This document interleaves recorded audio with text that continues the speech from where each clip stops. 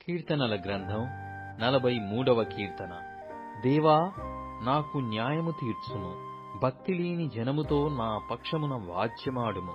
కపటము కలిగి దౌర్జన్యము చేయు వారి చేతిలో నుండి నీవు నన్ను విడిపించెదవు. నీవు నాకు దుర్గమైన దేవుడవు, నన్ను త్రోసివేసితివేమి?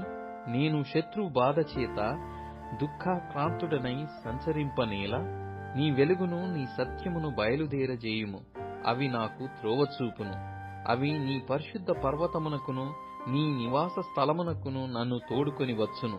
అప్పుడు నేను దేవుని బలిపీఠమునొద్దకు, నాకు ఆనంద సంతోషములు కలగజేయు దేవుని యొద్దకు చేరుదును.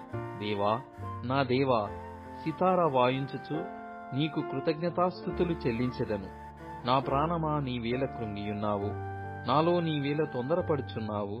దేవుని యందు నిరీక్షణయుంచుము. ఆయన నా రక్షణకర్త, నా దేవుడు. ఇంకను నేనాయనను స్తుతించెదను.